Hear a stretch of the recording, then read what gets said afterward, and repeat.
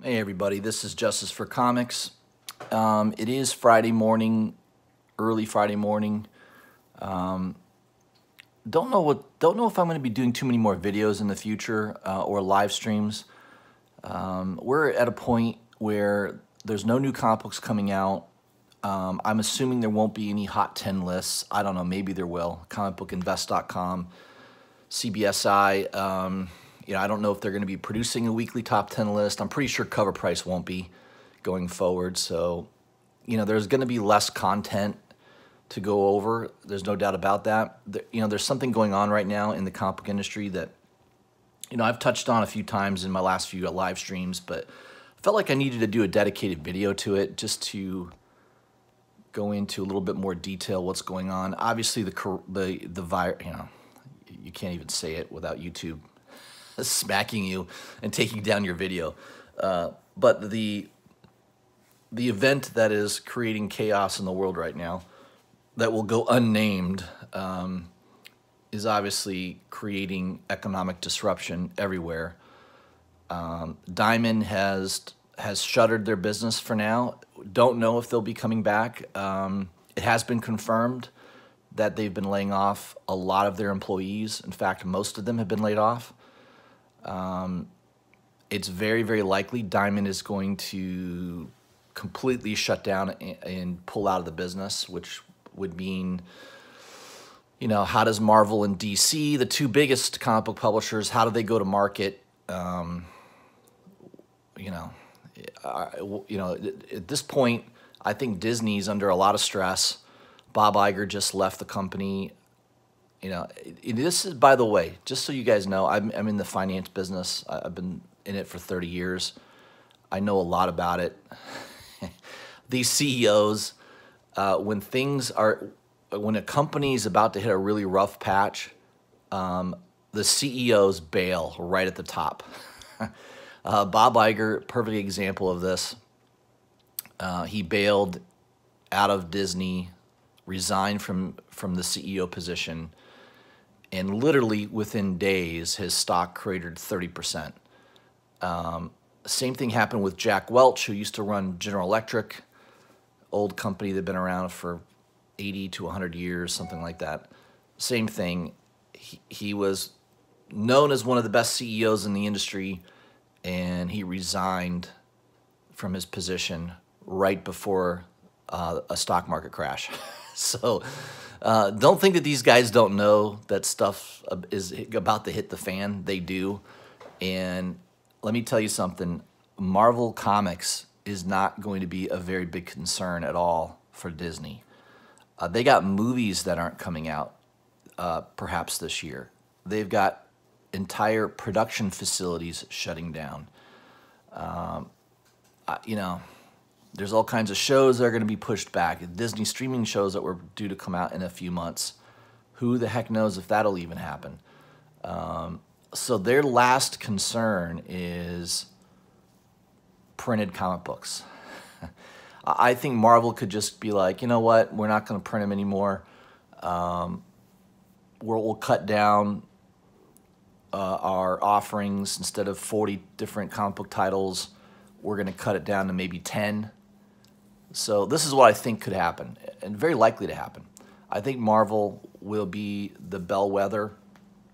They'll be the first ones that come out and say that they're not printing comic books anymore. It's going to go all digital. As part of your Disney Plus subscription, you can do an add-on. If you're into comic books, we'll have, there'll be a way to get comic books digitally direct from Marvel, which will be routed through Disney. And then maybe they'll still print trade paperbacks, but I think even that might be very, very minimal. Maybe just for Spider-Man and main characters, they'll do trade paperbacks, but I highly doubt they're going to be doing trade paperbacks as much as they do now. So I think we're nearing the end of the printed comic book, at least in the mainstream. I think comic books will still be made. You're going to be seeing them made on Kickstarter, Indiegogo, the alternative comic book publishers. I think they will still publish. But let's face it, if DC and Marvel decide to pull the plug and they're no longer going to print comic books anymore, Diamond's out of the business. It sounds like they're on their way out anyways. The head of Diamond's loaded. He probably doesn't need the hassle of this anymore. I'm sure he's moved on to other businesses. He's got loads of money.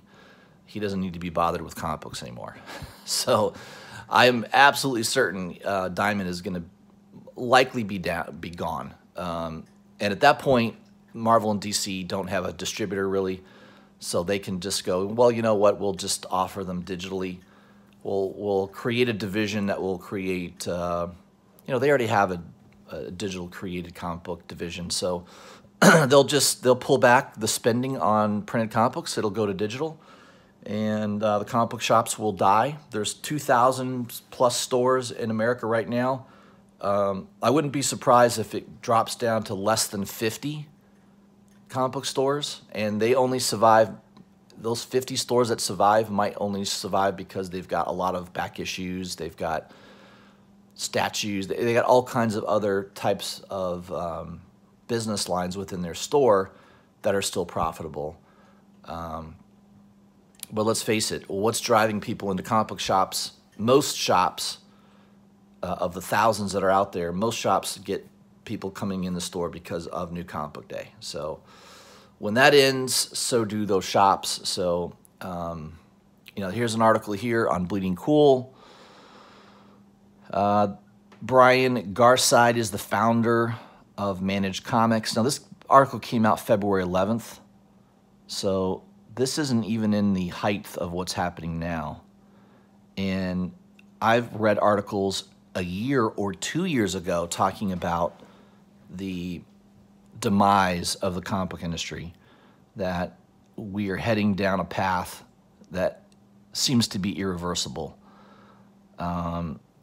And this is a February 11th dated article, and it's already talking about how this is not boding well. Think about it today. Most kids today, my son and daughter are 8 and 11, right? Perfect example.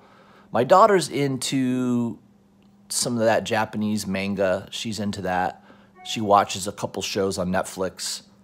I've bought her a couple graphic novels, manga graphic novels. She likes to read them. She has no interest in mainstream comic books or superheroes at all. My son is into sports.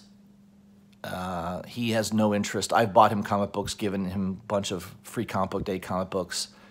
He has no interest in it whatsoever. He'd rather play his video game. He'd rather go on YouTube and watch a couple of his favorite shows, or he'd rather be outside kicking his soccer ball. He has absolutely no interest in reading a comic book, and I don't think he ever will.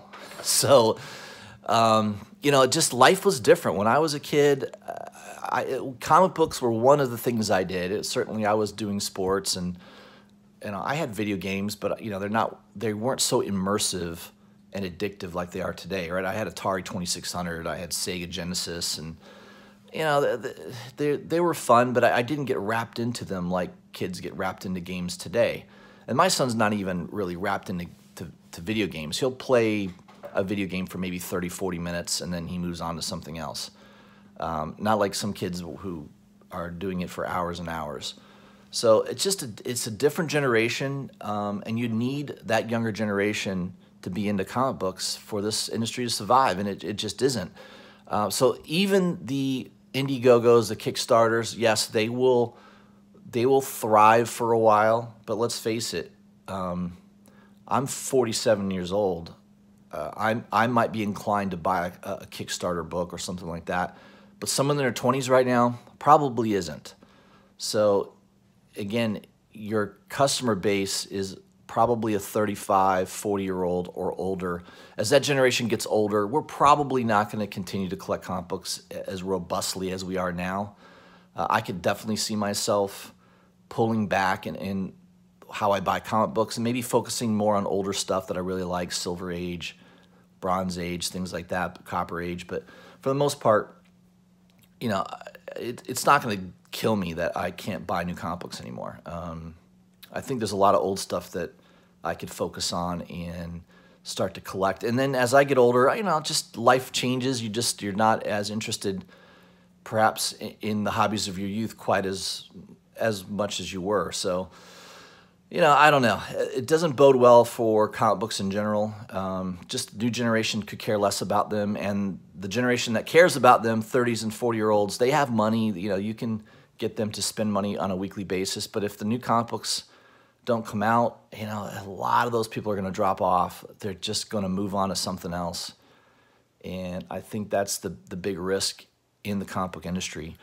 The other thing I looked at here, Comicsgate on Twitter. Now, this is a good site. This is another thing that's killing the comic book industry. Comic Book Pros. For instance, this was a March 25th post by Green Knight.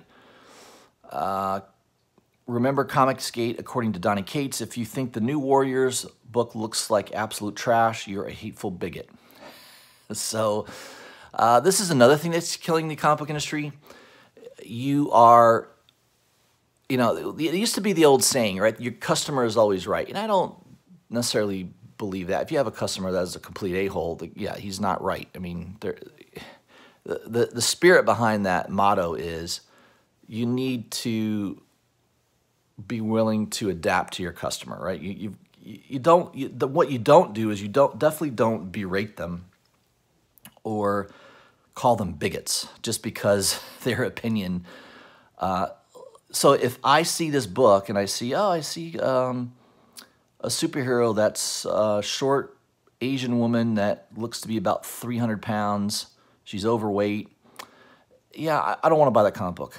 Why? Because it doesn't look that appealing to me. And because of my opinion that it looks like trash, I'm a bigot because I don't love fat Asian women, because I don't want to see a fat Asian woman as a hero in my comic book. It's called preference, right? And to call somebody a bigot based on that is not only moronic and shows a lack of intelligence, it really shows you who you really are, that you don't care about the customer, the end user that's buying your product. Because Donny Cates, you sell hot dogs, okay? That's what you sell. You're selling a product. And if someone decides they don't like your product, yeah, you can dismiss it and say, well, there's a lot of other people that do. You know, that's just the way it is. But when an alarming number of people say, hey, I don't like this product, you're going to ignore that? Go ahead. I think it's a stupid business decision. But here, Cates called all 150,000 people who clicked dislike on the promo video bigots. In his view, that's the only reason they don't like it. So, yeah, that's not a good reason. So that's one of the problems right now in the comic book industry is creators that are actually antagonizing their customer, berating their customer. And there's just all kinds of signs. This is a good Twitter feed to go to just because it basically pulls all these different instances into one spot so you don't have to go searching for them. Another creator, Jerry Dugan, the other day basically called comic book fans a-holes and just stupid stuff like that is just not good for the industry. So I don't know. These are my thoughts this morning on the health of the comic book industry. It doesn't look good. Let me know what you guys think of this. I'd like to hear your comments. If you haven't already, please subscribe to my channel, like and share my videos, and let me know what you think. Leave that comment below, and maybe we'll have maybe I'll do a follow-up video based on the comments and go into a little further discussion on this. All right, guys, thanks.